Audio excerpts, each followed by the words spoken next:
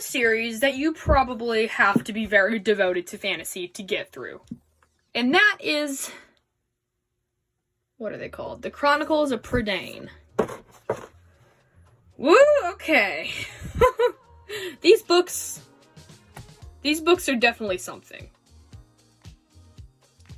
I mean, sometimes they are maddeningly boring, and sometimes they're just like fast-paced, boom, boom, boom, action. This one is probably one of the most maddeningly boring, and I got through it in probably about 2 hours, because it's like 100 pages, 120 pages. It's really short. They're all really short. It's like 190 pages.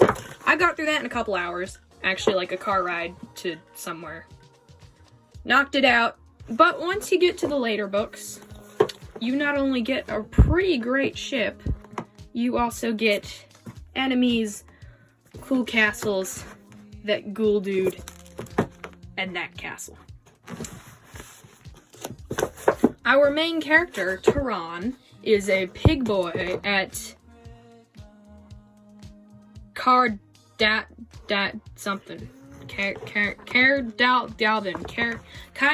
which is like, it's like a manor. And Dallben, the leader dude, is like a magician. And he has the Book of Three, which is where all the heroes go.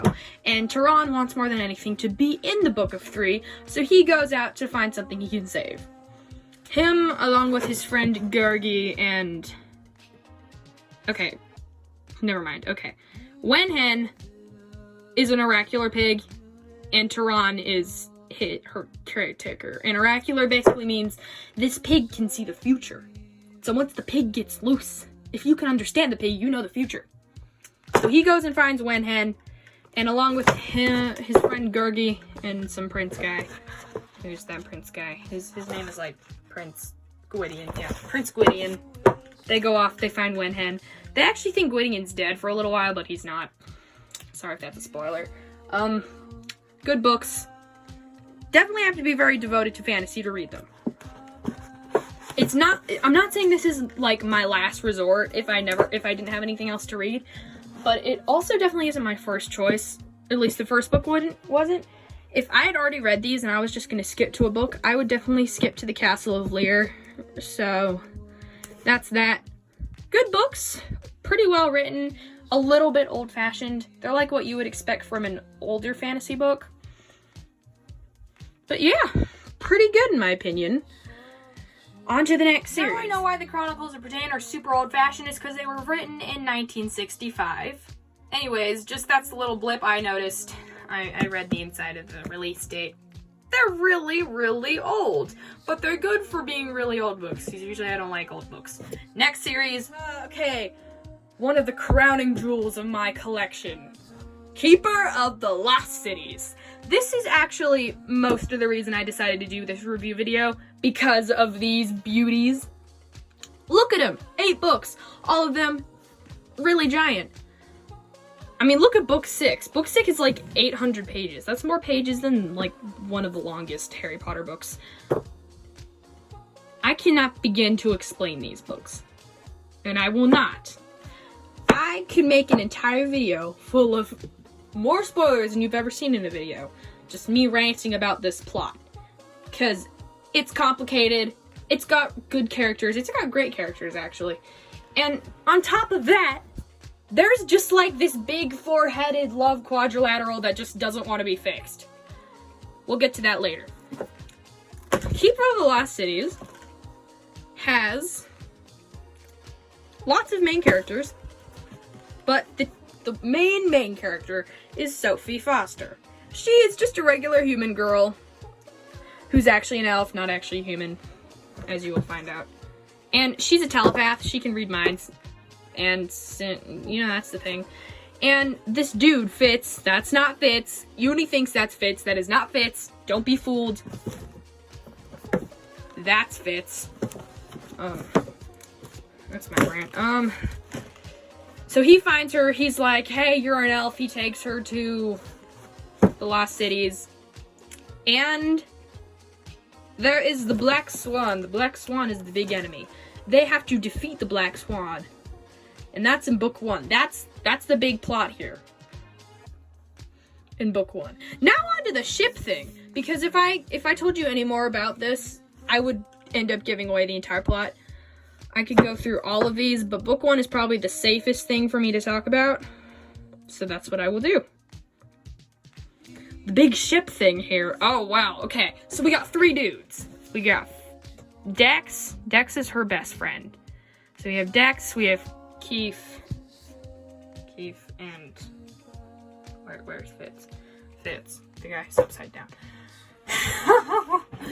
Dex has been in love with her from day 1. Fitz is an aloof British guy, and Keith is Keith. And I shipped Sophie and Keith so hard, and I'm not going to tell you what the outcome was, but just beware. Beware. Good books, read them, read them, read them. So many. This took me about 3 months to get through, I think. Actually, not even. Because, like, I read most of these over winter break, so. Good books. I thought this one would be longer.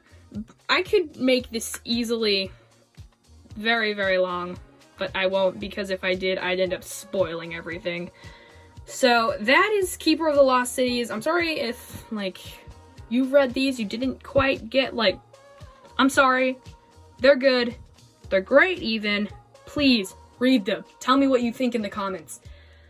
Next series. The next and last series I have for this video, because I'm only doing the books inside of my Nook, is the Stormrunner series. You can already tell it's probably going to be a good book. I mean, like, look at it. It looks interesting. And trust me, it is interesting. They're good. I liked them. Whew. Wow, okay. So, the Stormrunner, even though it says Rick Riordan Presents, don't be fooled, it's by J.C. Cervantes, is about, okay, it's based around Mayan mythology. You were waiting for Rick Riordan to do Mayan mythology, well, guess what? J.C. Cervantes did Mayan mythology, and it's actually a very Rick Riordan writing style. Maybe a little less sarcasm, but very him. And, so it's about this kid named Zane, and he spends most of his time exploring the sleeping volcano in his backyard, the Beast. Because he gets teased by other kids because he walks with a cane, has a limp. And after this plane crashes into the Beast, a girl named Brooks shows up at Zane's doorstep. She tells him that the volcano is actually a centuries-old prison for the Maya god of death, a pooch, whose, like, fate is directly tied to Zane. But Brooks basically shows him all this stuff like, this is all true, you're not crazy. They're good. Zane and Brooks is a great ship. They're an adorable ship. They're great. I'm not telling you if it happens or not, but Zane, along with Brooks and his uncle Hondo, go and they save lots of things. They save the world multiple times. Good books. Last series. And I'm sorry this isn't very long, but, like, there aren't very many books to talk about, and again, that's the most I can talk about without spoiling the entire series. So I don't want to cause you guys pain by spoiling the entire series. That's those books. Again, if you read them, leave in the comments of this video what you thought.